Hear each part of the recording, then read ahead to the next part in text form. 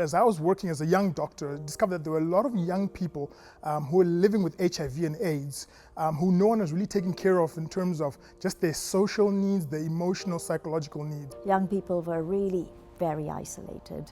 They came to clinic, had short consultations, and then they were alone to deal with their illness. I picked up this Time magazine article, February article in the 2001 series, and it was all about Nkosi Johnson, the 12-year-old boy who spoke at the World AIDS meeting at Durban. And in that article, it was about his life. At that point, he was dying. But when he did speak at the World AIDS meeting, he said these words to everyone. He said, please help people with HIV, love them, care for them, support them. Dr. Reed and I actually thought, let's do a camp. The initial first Champions event was a camp where we said, let's just bring these young kids together so that they can have a place, a safe space to play, to hang out, to just share and pour out their issues. And at that camp was present Pastor Tom and Pastor Bonnie Dushel, Pastor Bruce Binkley, and Dr. Fry Charasika, co-founders of Champions for Life. And as we were at that camp, we realized that, you know what, a lot of these young people are really fighting for their lives. They're fighting just to survive and to get through. And so for us, they became champions. That's where the name Champions came from. The life expectancy of the kids was about 20 years old, and I think at the back of their minds, many of the kids thought they were going to die. And so when they were at the camps, they really lived out loud. You know, they expressed themselves. They had fun. They got to, they didn't do things in halves. They did everything in 100%. The food, the fellowship, and the friendships that were formed, they were just amazing. It was really scary for me because I wasn't used to being around so many children, and I wasn't the social type. So, it was just one of those experiences. But then I got the hang of it, and then I got to meet new people, new friends, made friends, a lot of friends actually. Yeah, and I've gotten a family since then.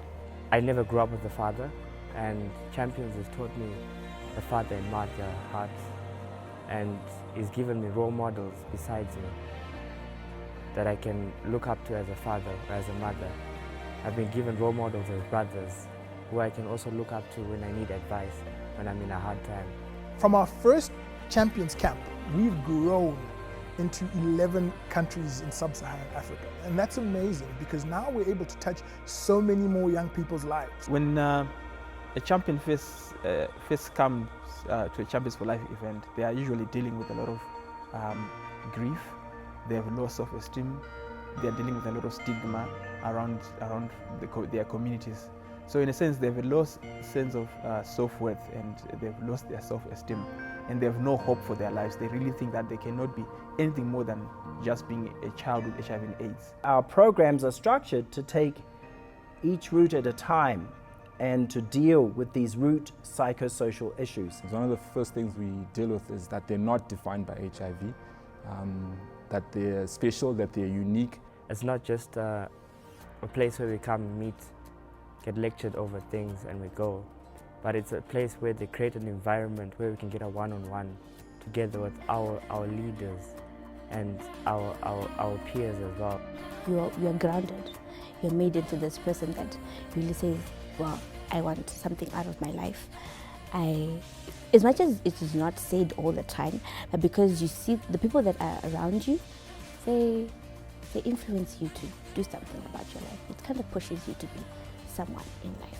We talk about their gifts, we talk about their talents. When I was at home doing nothing, I didn't know that I had these talents, and thanks to Champions, just by a little push, I began to see all the talents I have, and Champions has began to develop those talents that I have.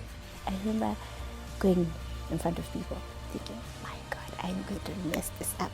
I really don't even know what to say. Like being an MC, I went on stage and then I did it. I had fun. That is a very powerful strategy, and something that actually has been brought up by WHO as a strategy that one should utilize in supporting young people living with HIV. I've started really looking at HIV in a different way, and also at champions in a different way, looking at them holistically in terms of how is their life going, how is their schooling, how are their friends, who are they talking to, what are they doing for fun, you know, just catching all those aspects of life, because life is more than HIV.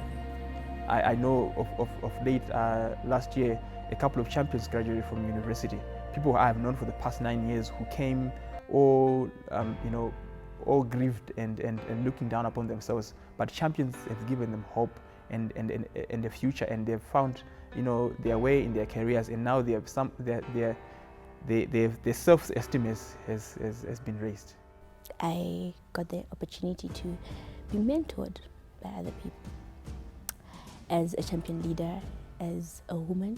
We would love to see the girls getting involved in projects that can empower them and enable them to be able to look after themselves. As we've come through these 10 years and now in 11 countries, we believe that there's room still for more impact. And even within those countries where we are, to go deeper, I believe that we're touching the surface, given the numbers. We're really touching the surface, and we can really make an impact and touch more children's lives. And even here in Zimbabwe, you know, it would be great if we could see champions at every single health facility, at every single district hospital, where these young people who are getting health services are also able to get the psychosocial support that they need. It is timely at this 10-year anniversary to look back and give thanks.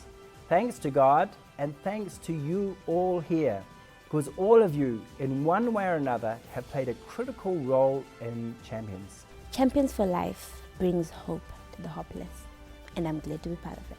Champions is my brother, Champions is my father, Champions is my mother. And I take up my hat to them and I say thank you.